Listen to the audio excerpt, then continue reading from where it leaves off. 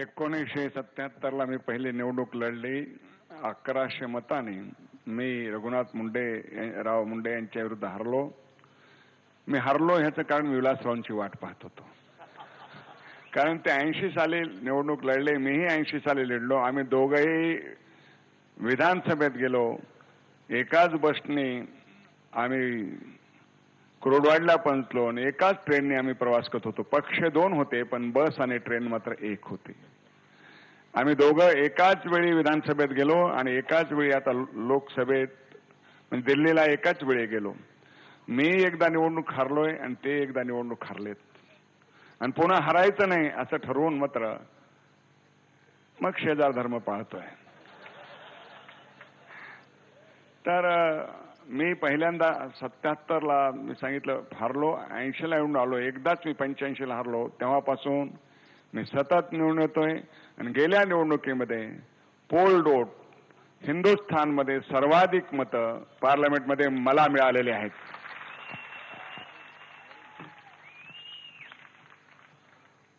रामदासजींनी ह्यांची मतं नाही आहेत. रामदासजींनी अतिशय महत्वाचा प्रश्न विचारलेला आहे. कारण विधानसभेची पहिली निवडणूक मी 1980 साली लढलो. त्यावेळा समाजवादी काँग्रेस आणि काँग्रेस असे दोन भाग त्यावेळा झालेले होते. इंदिरा काँग्रेसच्या नावाने एक वेगळा पक्ष होता आणि मग समाजवादी पक्षाच्या नावाने दुसरा पक्ष होता. तिकीट मिळवण्याच्या संदर्भामध्ये गोपीनाथरावांना कधीच त्रास झाला नाही, कारण स्पर्धाच नव्हती. म्हणजे स्पर्धा नव्हती म्हणजे त्यांच्याशी मागणारे खूप असतील, पण मी अगदी पंचायत समितीचा उपसभापती, जिल्हा परिषदेचा सदस्य आणि विधानसभेच्या निवडणुकीचं तिकीट मी मागतो, हे इतकं सोपं काम त्यावेळेला नव्हतं. त्यामुळे तिकीट मिळवण्यापासनं आणि त्यावेळेला आमचे महाराष्ट्राचे प्रमुख जे होते ते बॅरिस्टर अंतुले, हे आमचे जनरल सेक्रेटरी इन्चार्ज महाराष्ट्र त्या काळामध्ये, त्यांनी तिकीटं त्यावेळा वाटली. आणि त्यावेळा शंकररावजी चव्हाण, शिवराज पाटील या सर्वांनी मला मदत केली तिकीट मिळवून देण्यामध्ये. आणि माझी लढाई जी झाली ती समाजवादी पार्टीतले सिनियर आमचे शिवाजीराव नाडे मुरुडचे, त्यांच्या प्रचारासाठी त्यावेळा मला अजूनही आठवतं की 2 सभा लातूरमध्ये मोठ्या झाल्या. आमदार म्हणून फार कमी काळ मला काम करायची संधी मिळाली. मी फक्त 80 ते 82च्या दरम्यान 1.5 वर्ष, पावणे 2 वर्ष मी फक्त आमदार होतो. परंतु गोपीनाथराव मुंडे समोर, आम्ही इकडं, आणि दोघांचाही प्रयत्न असायचा की आपला परफॉर्मन्स ॲज अ पार्लमेंटरियन हा सभागृहात कसा उत्तम करता येईल याचा मात्र आम्हाला खूप त्यावेळा, मला अजूनही आठवतंय, मी पहिला शासकीय ठराव मांडला होता सभागृहामध्ये. तो म्हणजे लातूर मिरज रेल्वेचं ब्रॉडगेज करावं अशी शिफारस विधानसभेने केंद्राला करावी, हा प्रस्ताव मी मांडला होता. आणि मला अजूनही आठवतंय त्या प्रस्तावावर सुशीलकुमार शिंदेंनी भाषण दिलं होतं आणि त्यावेळेचे ट्रान्सपोर्ट मिनिस्टर कैलासवासी बाबासाहेब भोसले, ज्यांनी मला पहिल्यांदा मंत्री केलं, ते त्यावेळेचे ट्रान्सपोर्ट मिनिस्टर होते.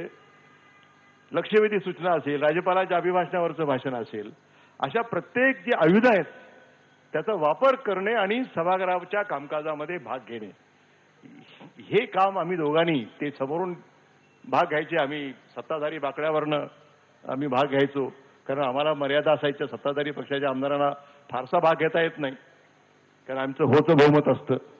पण त्या मनाने संधी विरोधी पक्षांना ती अधिक असते आपला परफॉर्मन्स दाखवण्याची.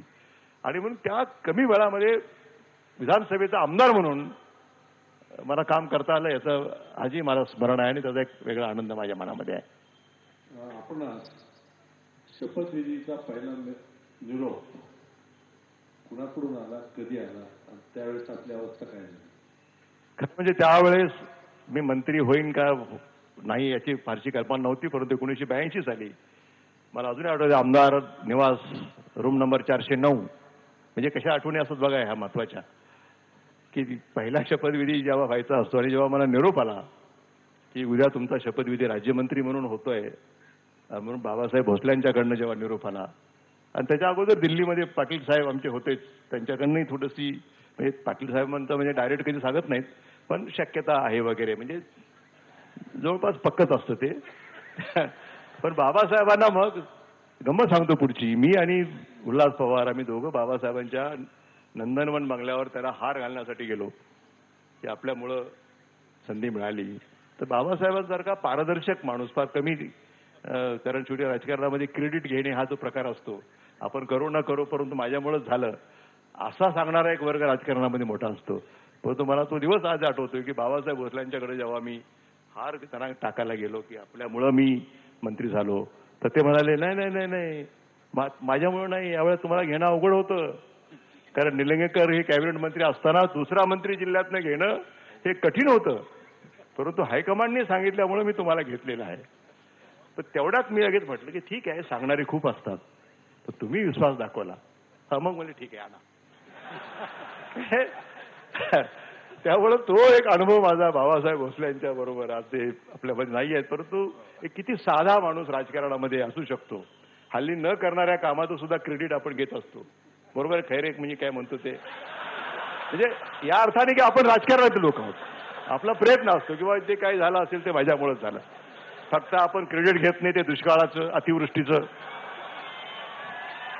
याचं क्रेडिट आपण कधी घेत नाही. परंतु साधारणपणाने आपण जे काम चांगलं जे घडतं त्या कामाचं आपण राजकारणातली माणसं असतात. परंतु एक असा माणूस बाबासाहेब भोसल्यासारखा इतक्या निर्मळ मनाचा की मी एखादं काम केलं नसेल तर त्याचं क्रेडिट मला नको, अशी माणसं राजकारणामध्ये अतिशय दुर्मिळ असतात. आणि तो एक अनुभव आज मला आठवतोय. आणि म्हणून मी आपल्याला सांगितलं की राज्यमंत्री म्हणून त्या काळामध्ये माझ्याकडे 10 डिपार्टमेंट होते, कारण बाबासाहेबांच्या मंत्रिमंडळात फक्त 18च मंत्री होते आणि त्यामुळं माझ्याकडे 10 वेगवेगळ्या खात्याची विभाग माझ्याकडे होती.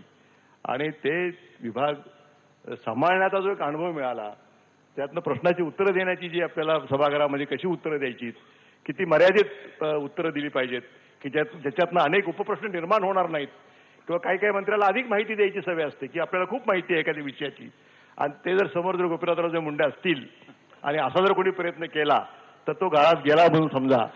असे अनेक उदाहरणं आपण सभागृहामध्ये अनुभवलेली आहेत.